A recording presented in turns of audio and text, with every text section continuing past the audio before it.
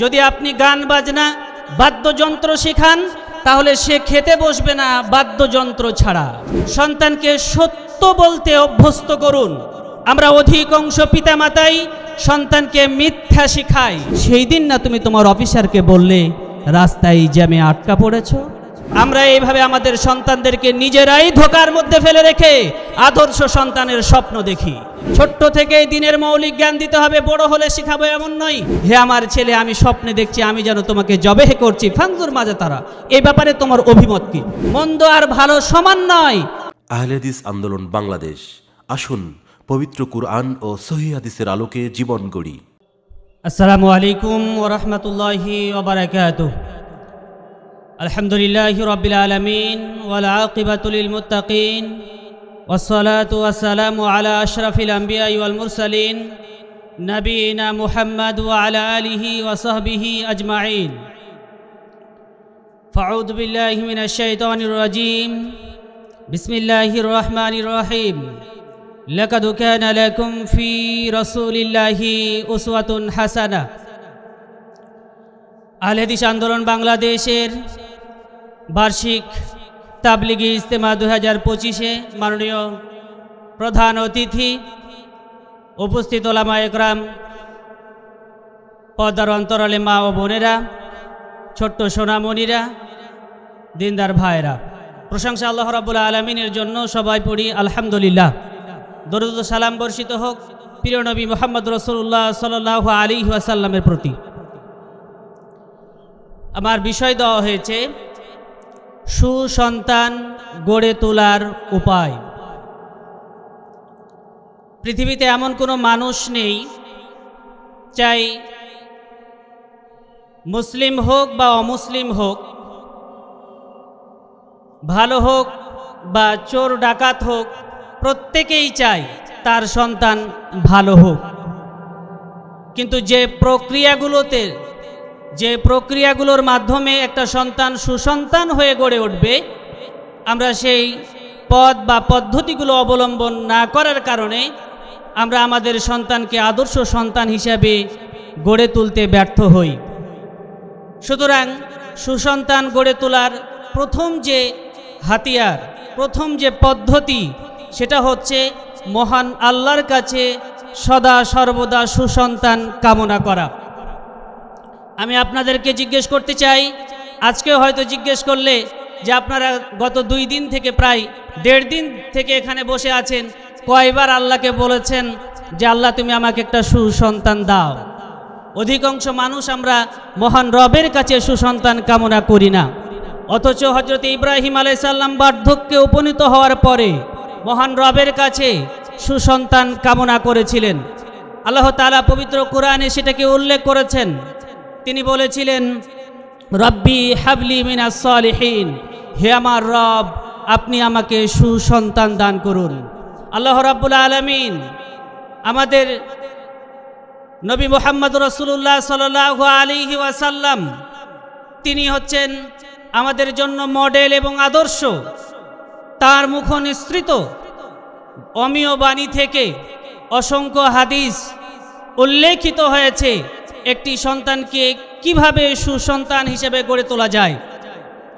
সুতরাং আমরা সদা সর্বদা মহান রবের কাছে দোয়া করব, রব্বি হাবলি মিনাস সালিহিন, হে আমার রব আপনি আমাকে সুসন্তান দান করুন। আরেকটি দোয়া পাঠ করতে হবে, রব্বানা হাবলানা মিন আজওয়াজিনা ওয়া যুররিয়াতিনা ওয়া কুররাতা আয়ুন। এই দোয়াটি আমাকে আপনাকে বেশি বেশি পাঠ করতে হবে। এই দোয়ার মধ্যে উল্লেখযোগ্য একটি শব্দ হয়েছে কুররাতা আয়ুন, অর্থাৎ চক্ষু শীতলকারী। আপনার সন্তান যদি সুসন্তান হয় তাহলে আপনার হৃদয় জুড়াবে। যদি সন্তান আদর্শ না হয়, যদি সন্তান ভদ্র না হয়, তাহলে কিন্তু সেই সন্তান দ্বারা আপনার মুখ উজ্জ্বল হবে না, হৃদয় জুড়াবে না, বরং আপনি পদে পদে লাঞ্ছিত অপমানিত হবেন। সম্মানিত উপস্থিতি, 2 নম্বর যে বিষয়টি সেটি হলো সুসন্তান গড়ে তোলার জন্য ছোট থেকেই পদক্ষেপ গ্রহণ করতে হবে। অনেক মা বাবা আছেন, ছেলের বয়স 7 বছর হয়েছে, ছেলের বয়স 10 বছর হয়েছে, এখনও সালাত বা সিয়ামে অভ্যস্ত করেন না। অথচ রাসূলুল্লাহ সাল্লাল্লাহু আলাইহি ওয়াসাল্লাম বলছেন, মুরু আওলাদাকুম বিসসালাহ ওয়া হুম আবনাউ সাবঈ সিনিন, তোমরা তোমাদের সন্তানকে 7 বছর বয়সী সালাতের কথা বলো। 7 বছর বয়সে আপনার মসজিদে নিয়ে যায় না, কয় বছরে নিয়ে যায় জানেন? 1.5 বছর, 2 বছর, 2.5 বছরে, যাতে করে মসজিদে একটু বিশৃঙ্খলা হয়। যখন 10 বছর হয় তখন আস্তে আস্তে বিছানায় রেখে ফজরের সালাতে যায়। আমাদের অভ্যাস, আমাদের চর্চা হচ্ছে এরকম। কিন্তু না, আপনাকে 2 বছর, 2.5 বছরে নিয়ে যেতে হবে না, আপনি নিয়ে যাবেন 7 বছরে, 6 বছরে। যখন সে সালাতে অভ্যস্ত হওয়ার মতো বয়সে উপনীত হবে তখন আপনি তাকে মসজিদে নিয়ে যান। 10 বছরে সালাতের জন্য আপনি বাধ্য করুন। রাসূলুল্লাহ সাল্লাল্লাহু আলাইহি সাল্লামের সাহাবীগণ ছোট্ট বাচ্চাদেরকে সিয়াম রাখিয়েছিলেন। এমনকি যখন সন্ধ্যাবেলায় তারা খিদার জ্বালাই কান্নাকাটি করত, তখন পশমি জাতীয় কিছু খেলনা দিয়ে ভুলিয়ে রাখা হতো। এইভাবেই তারা ছোট্ট বাচ্চাদেরকে সিয়ামে অভ্যস্ত করেছেন। এই জন্য হাসান বাসরি রাহিমাহুল্লাহ তিনি একটি কথা বলেছেন, সেটি আমাদেরকে স্মরণে রাখতে হবে। আল ইলমু ফিস সিগারি কান্নাকসি ফিল বাহার হাজারি, ছোট্টকালের শিক্ষা হচ্ছে পাথরে খোদাই করার নাই। পাথরে খোদাই করলে সহজে মিশে যায় না, মিটে যায় না। ঠিক আপনার শিশুকে ছোটকালে যা শিখাবেন তাই শিখবে। যদি আপনি গান বাজনা বাদ্যযন্ত্র শেখান তাহলে সে খেতে বসবে না বাদ্যযন্ত্র ছাড়া, ঘুমাতে যাবে না বাদ্যযন্ত্র ছাড়া। কিন্তু যদি ছোট থেকেই তাকে কোরআন তেলাওয়াত শোনার ব্যাপারে, ইসলামী জাগরণী শোনার ব্যাপারে যদি অভ্যস্ত করেন তাহলে সে খেতে বসবে না, হয়তো আপনাকে ইসলামী জাগরণী দিতে হবে অথবা কোরআন তেলাওয়াত করতে হবে। তার একটি বাস্তব কথা আমি না বললে নয়। আমার ছোট্ট মেয়েটি বয়স মাত্র 6 বছর। গত কয়েকদিন আগে 16 ডিসেম্বরের দিন আমি তাকে ছাদের ওপরে নিয়ে গেলাম। বাইরে বাদ্যযন্ত্রর আওয়াজ আসছে। আমার ওই ছোট্ট মেয়েটি বলল, আব্বু বাসায় চলো, রুমে চলো। কেন? ওই যে গান বাজছে, ওদের কানে আল্লাহ আগুন দিয়ে দিবে, চলো বাসায় চলো। আমি ওখান থেকে ফিরে আসলাম রুমে এসে। এরপরে কিছুক্ষণ থাকার পরে আবার আমি বললাম, চলো তোমাদেরকে আমি রাস্তায় নিয়ে যাই। রাস্তাতে নিয়ে গেলাম। কিছু দূর গিয়ে আবারও বাদ্যযন্ত্রের আওয়াজ। আমার ওই ছোট্ট মেয়েটি, আল্লাহর হস্তে বলছি, একেবারে সত্য ঘটনা বলছি, ওই মেয়েটি আমাকে আবারও বলল, বাবা বাড়ি চলো, আব্বু বাড়িতে ফিরে চলো, এই যে গান বাজছে আল্লাহ ওদের কানে আগুন দিয়ে দিবে। এটা তার অন্তরে প্রবেশ করার চেষ্টা করেছি, যার ফলশ্রুতিতে সেটার প্রতি তার একটা ঘৃণা চলে এসেছে। এখন সে গান শুনতে চায় না, কিন্তু সে কোরআন তেলাওয়াত শুনতে চায়, ইসলামী জাগরণ শুনতে চায়।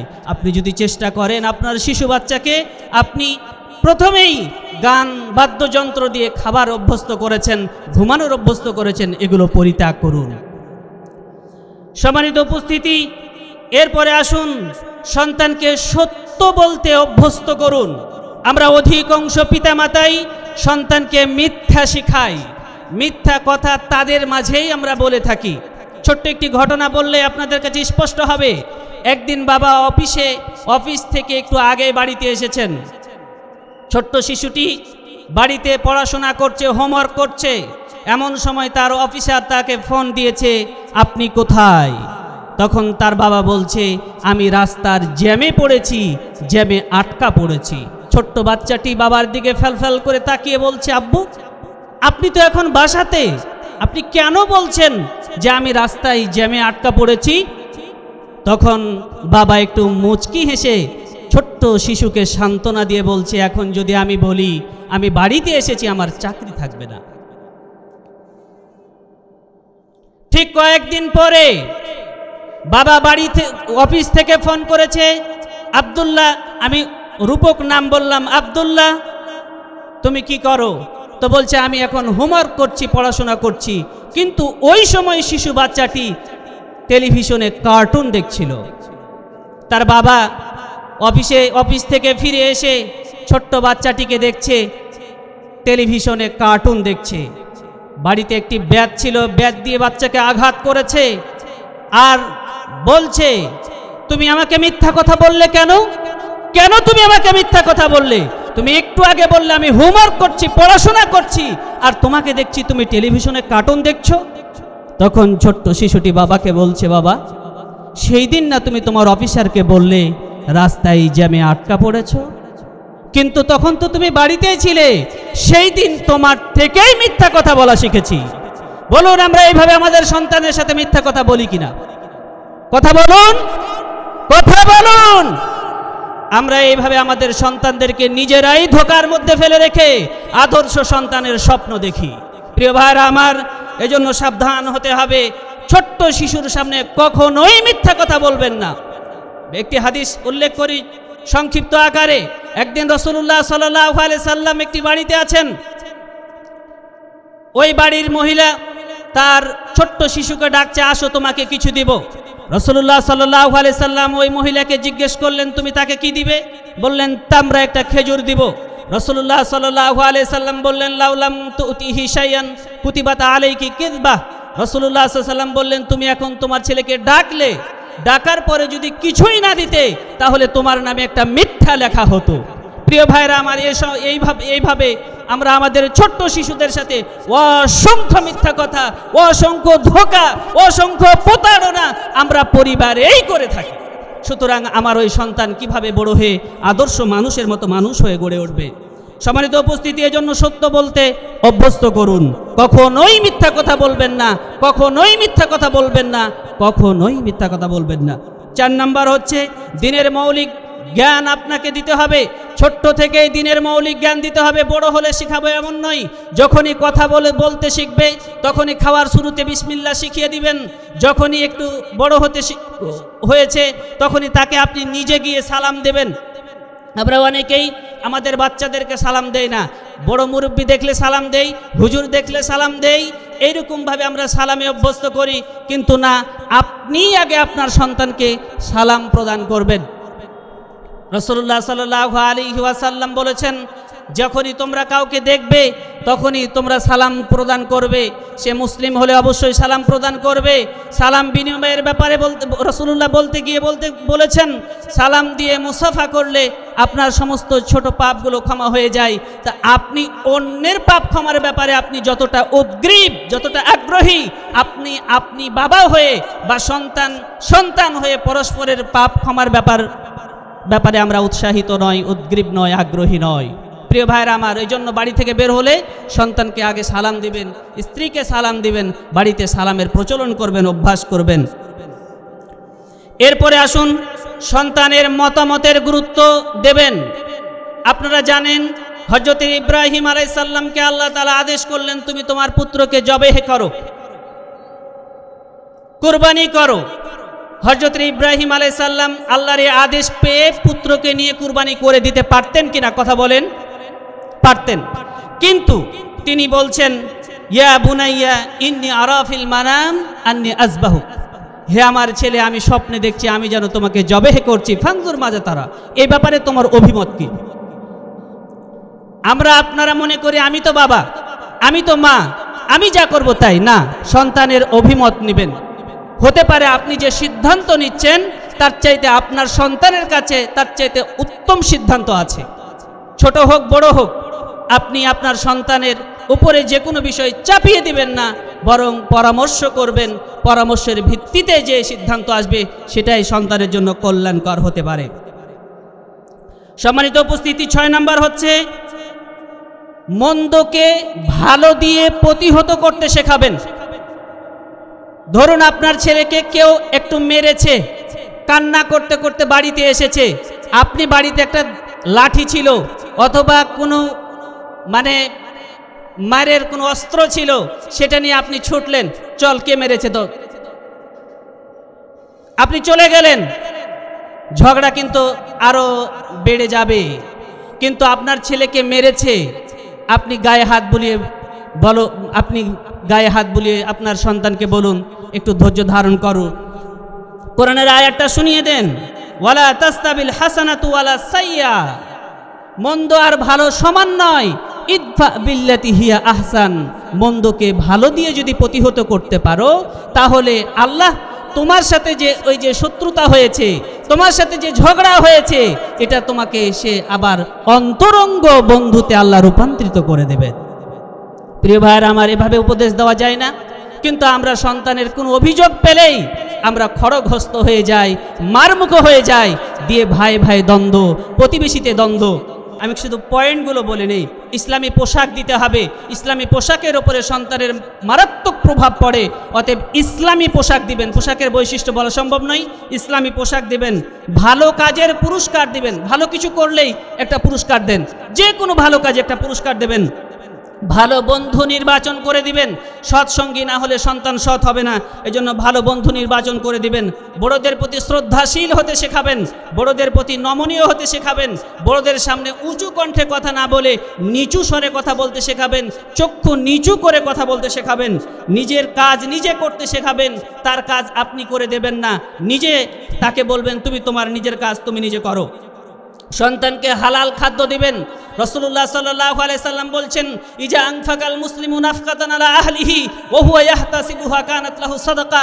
আপনি আপনার জীবনে আপনার স্ত্রীর জন্য, আপনার সন্তানের জন্য যত টাকা খরচ করেছেন, যত লাখ টাকা খরচ করেছেন, আপনার যদি নিয়ত থাকে যে এটার জন্য আমি নেকি পাবো, আল্লাহ রাসূল বলছেন কানাত লাহু সাদাকা, এটা তার পূর্ণ সাদকার নেকি হয়ে যাবে। সন্তানকে সময় দিবেন, বলবেন যে এটা মোবাইল নিয়ে বসো, একটু সময় ব্যয় করো না, আপনি নিজে সময় দেবেন। সন্তানকে কষ্ট শেখাবেন, সব সময় আদর করবেন না, কিছু কষ্ট শেখাবেন। আপনার হাতে পকেটে টাকা আছে বলেই দিয়ে দিলেন, টাকা আছে বলেই 20,000 টাকা দিয়ে মোবাইল, টাকা আছে বলেই 50,000 টাকা 1 লাখ টাকা দিয়ে ল্যাপটপ না, আপনি আপনার সন্তানকে অভাব শেখাবেন। সম্মানিত উপস্থিতি, সময় শেষ হওয়ার কারণে বাকি কথাগুলো আপনাদের কাছে বলতে পারলাম না, পরবর্তীতে আবার বলা হবে ইনশাআল্লাহ।